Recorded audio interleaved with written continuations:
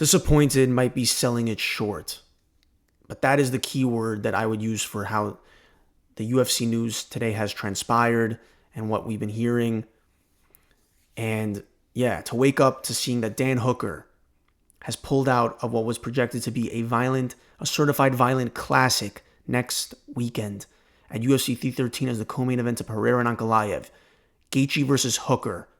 And to see this fight fall apart because Hooker pulled out to a hand injury is just devastating news. I know that for me and a lot of MMA fans and my friends, this was a highly entertaining fight we were looking forward to. Two of the most violent, explosive lightweights in the UFC were supposed to go at it in an absolute war. This was a very important fight for both these fighters. For Dan Hooker, it was to prove that he could contend for a belt again, to put himself in potentially a title shot, or to get a number one contenders fight next. For Justin Gaethje, it's a huge career-defining fight due to the nature of how he lost his last fight, losing to Max Holloway, in which Max Holloway was running that fight. It was a masterclass and was on the wrong side of a violent knockout. A violent, not just one of the most violent and most classic knockouts in UFC history. That's how it will be remembered. I constantly rewatch that knockout because of how crazy and violent it was for Max Holloway at UFC 300. So yeah, this just absolutely sucks to have the day start like this with Dan Hooker pulling out of the fight. I said in my Dan Hooker and Gaethje video that if this fight or any of the top three fights at the time that I was saying was Ruffy and King Green, or of course Pereira versus Ankalaev or Hooker versus Gaethje, then the card would not be as strong. It would be a problem. And now the UFC has to scramble and find a replacement and keep Justin Gaethje on this card at all costs, because this card needs one of these two guys to be on it to keep it afloat. The card as originally constructed, and again, this is the part of the fight game. I understand it, right? It just is part of the fight game. This is something we have to get used to as fight fans, to having a fight canceled on whether it's a month, 2 weeks notice, a day notice, like with Arman Sarukian. It sucks. It's a bummer, but this is just how the fight game is. This is what we have to go through being a fan of this sport and the UFC. So now they have to find a replacement for Justin Gaethje, and the card as originally constructed was a great card. Curtis Blades versus the new guy from the Contenders series. Jalen Turner versus Ignacio Balmones is a great lightweight matchup of length and striking. That's an exciting little fight to put that keeps the card's flow as you go into Gaethje versus Hooker, and then you had the title fight to open up the card. Ruffy versus King Green. That's a good fight, right? Ruffy to put a masterclass on King Green and get another statement win on his record to continue to build his stock. So any of these fights falls apart, especially the second best fight on the card, then it's just the card really is lacking now. So, right, we got to discuss who they're going to be replacing with Dan Hooker, because you would assume that in the next 48 hours they would need to find a replacement. We're less than 2 weeks out at this point. It's a Tuesday. And they got to find a replacement for Justin Gaethje. A couple names in the hat are Mateusz Gamrot, Rafael Fiziev. Arman Sarukian is a little bit of a reach, but a possibility. And other possibilities. I mean, some people are even saying Gene Silva, which would be absolutely insane if Gene Silva, after having that crazy knockout, the most violent finish of the weekend, and UFC Seattle was full of finishes, to come back 2 weeks later and put on a fight versus Justin Gaethje and win, going up a weight class. The guy's already the most interesting personality in the UFC probably, and is already going to become a superstar in the featherweight. Just watch. But it's really unlikely. I mean, Gene Silva hasn't even fought a ranked opponent yet, and this is already the kind of hype and popularity that he's gaining. So I don't think the UFC is going to put him in this position yet. Another name that I'm actually not opposed to is Yoel Alvarez. A lot of people don't know who that is yet, but he's one of the most exciting unranked lightweights at the division right now. He's supposed to be fighting, according to reports, Benoit Saint Denis at UFC 315, but he is very entertaining. He's pretty much gotten finishes in all of his fights. He has the length. He would stand and strike with Gaethje. He's an exciting, violent lightweight that's going to be up there in the rankings for sure in the future. It's just right now his name doesn't have as much popularity yet. So the UFC probably will not give him this co-main event versus Justin Gaethje on UFC 13 on a pay-per-view. And again, as I mentioned, this is a very important fight for Justin Gaethje. I mean, now I really don't care like who they put in front of him. I want Justin Gaethje to get the knockout. I want him to win. With Dan Hooker, I like both these guys so much, so I didn't care either way. I just wanted a very entertaining co-main. But whoever they put in front of Justin Gaethje, whether it's Gamrot or Fiziev, which is very likely. I mean, Gamrot actually went up against Hooker in Hooker's last fight. Very close fight, but ultimately Hooker won. So Gamrot could be possible. It's a fresh matchup for Gaethje. Even if Gamrot tries to wrestle him and do takedowns, Justin Gaethje has good takedown defense. And Justin Gaethje might just force it to the feet, where I think Justin Gaethje is, of course, superior in striking and could get a crazy KO versus Gamrot. Or you do Rafael Fiziev. They already fought once. It was a very back-and-forth fight, but a lot of people, I think, are saying that they wouldn't want to see the rematch. You just got to do something to keep this man on the card, to keep Justin Gaethje. You put in Fiziev, you put in Gamrot. At this point, I've accepted the news that this is no longer a reality. We may never see this fight again between Dan Hooker and Justin Gaethje. I mean, Arman Tsarukyan, at one point in time, I would say, sure, do Dustin Poirier again if Dustin Poirier wasn't in the position where he is trying to craft his last retirement fight in the UFC. He's not going to step in on short notice, on 2 weeks' notice, for a Justin Gaethje rematch in his retirement fight when he's talking about headlining or co-main eventing at a pay-per-view in New Orleans, his hometown. He wants this kind of perfect ending to his career where he's on top in a pay-per-view in Louisiana. So he's not going to be doing a Justin Gaethje rematch in his retirement fight. So you're really down to these options of Fiziev and Gamrot, which is most likely one of the two they're going to do. Maybe they move up Jalen Turner to fight Justin Gaethje, but that's not really so exciting with Jalen Turner. But you might just have to salvage it like that. And worst case scenario, we do lose Justin Gaethje if they can't find someone, but I assume that they're going to find someone to take this fight. Wouldn't be surprised if it comes later tonight after I post this, but I won't include that news. I'll just wait till they announce it and then put it in my Fight Week video next week. So yeah, Hooker versus Gaethje, a devastating fight to not see happen in 2 weeks' time, but is what it is. Part of the fight game. But I'm pissed about it, as we all are.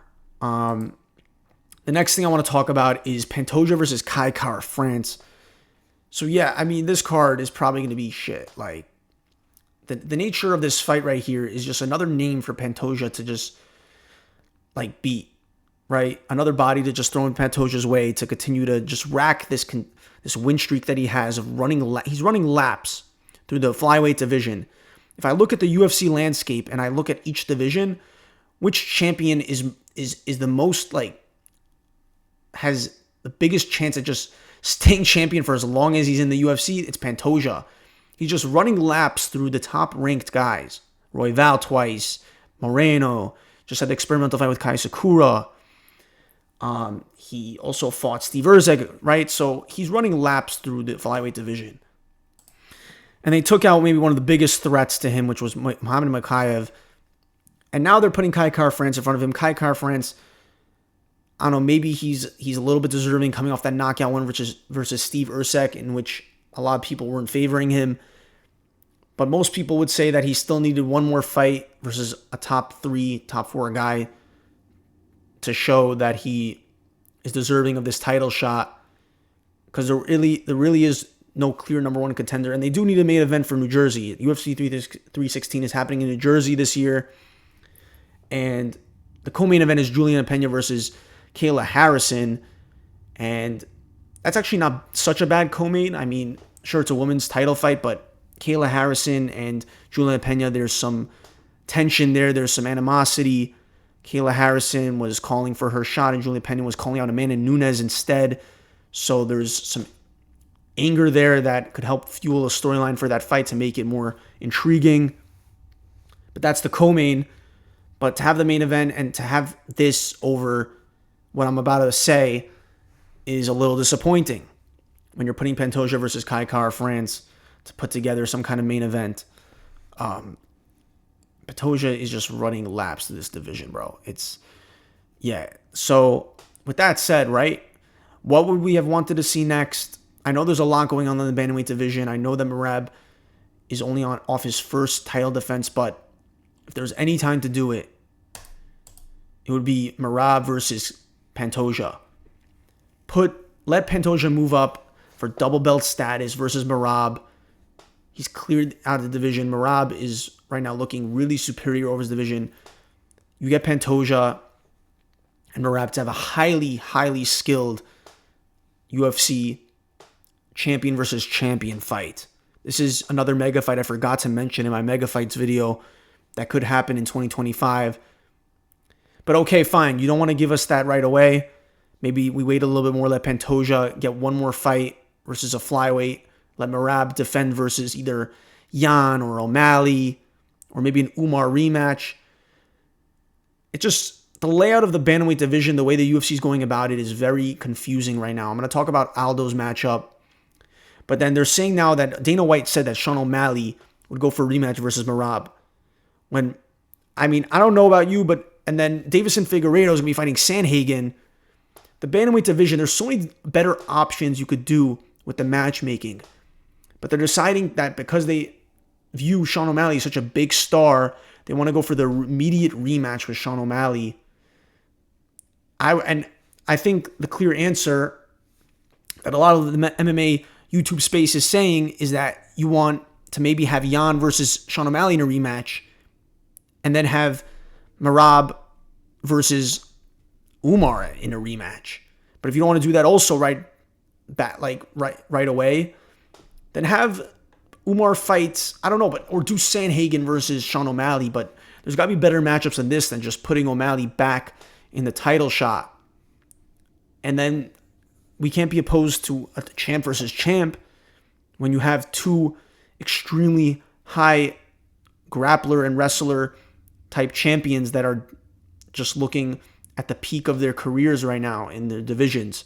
So this is something we got to see later this year. You could go on a crazy run. I'll probably do another video on just the run that UFC could do with the rest of 2025 when we got all these mega fights up there. But yeah, Pantoja versus Kai Kara France ain't it. It ain't the answer for a title fight main event for UFC, a pay-per-view. But that's what it's looking like for UFC 316. Just to wrap up with some other fight news, Josh Emmett is fighting Lerone Murphy, at the fight night on April 5th, right before UFC Miami. Great main event for a fight night. Josh Emmett, you see here in his last fight, absolute violent, and I mean violent, KO versus Bryce Mitchell. And we all know the storylines circulating Bryce Mitchell right now. So, but Josh Emmett's coming off that, but he's taken a long layoff, and now he's gonna fight 15-0 Lerone Murphy. Should be a banger main event with these two guys having these giant slugging clashes.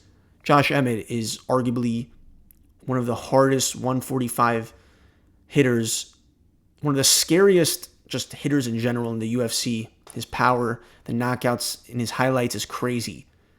So I'm excited for that. Josh Emmett versus Lerone Murphy.